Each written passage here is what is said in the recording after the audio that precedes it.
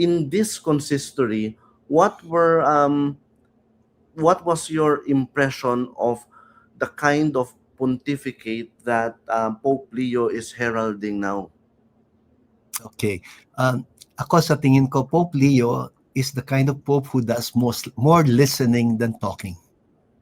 He comes with a notebook, by the way, and he seriously takes down notes. He listens.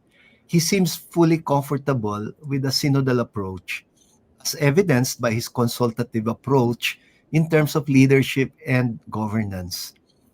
He actually started doing it immediately upon his election. Kasi pagka-elect sa kanya, he called us for an informal gathering of the College of Cardinals. But he was able to meet with us initially only for about 2 or 3 hours. And for lack of time, we did not even break into small groups nung first encounter namin kay Pope Leo after immediately after he got elected as a Pope. Parang pinag-submit na lang niya kami in bullet points by email ng ano man ang gusto naming i-propose sa kanya.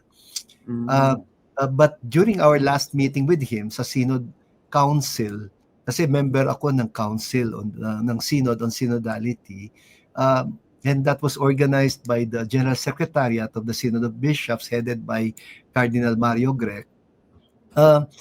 Natatawa ako pag naiisip ko yung setting namin kasi humarap for the first time si Pope Leo sa Synod Council, and I was there myself, no?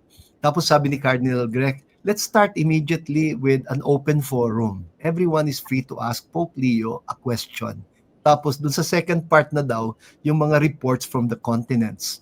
Talagang tinambakan ng mga hot button issues si Pope Leo immediately nung mag-open forum. And you know what he did? He just allowed us to ask one question after another. And then he was jotting down notes in his notebook. And instead of answering all our questions immediately, well, what he did was he raised his notebook and his pen.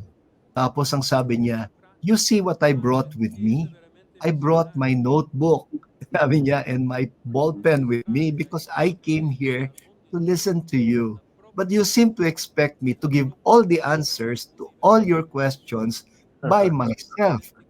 Sabi niya, ano nang nangyari? Whatever happened to synodality? And he said one line that really floored me. Ang sabi niya, I have no intention of leading like a lone ranger. I am here mainly to listen to you. Although, of course, I know, sabi niya, that at some point, after consulting, you expect me to make some decisions. And I am going to do those.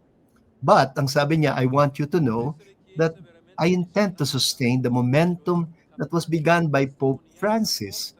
And I will try to be more synodal in my style of leadership. And we're seeing it now. And he's true to his word.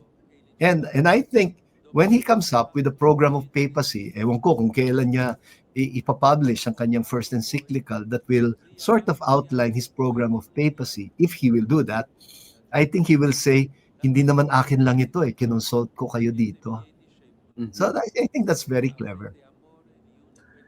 Kasi yung inaasahan ng mga tao sa Santo Papa, no, dahil Santo Papa ka, kailangan may sagot ka na ngayon. Because you are the head of the visible head of the church. Pero what we're seeing in Pope Leo, based on what you shared, is a kind of humility din.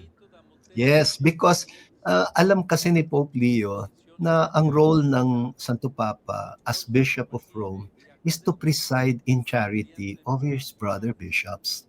Hindi naman siya nagdi-directly preside over the local churches Ang bawat local church ay merong obispo. And in the episcopacy, pantay-pantay lang kami. Pero he is our leader and we recognize Roman primacy because nga we are universal communion, parang one holy Catholic and Apostolic Church. Kaya napaka-importanting symbol of communion ng Santo Papa. But a communion that is not promoting unity as uniformity. Kasi kung minsan yung ibang tao, isa lang yung concept nila ng unity, yung pare-pareho tayo ng pag-iisip. Ganun. Hindi. The more real, the more authentic form of unity is very respectful of diversity. Unity in plurality, in diversity. Kahit ang Holy Spirit, ganyan siya eh. Hindi naman pare-pareho ang gifts na bibigay sa atin ng Holy Spirit. But we belong to one body nevertheless.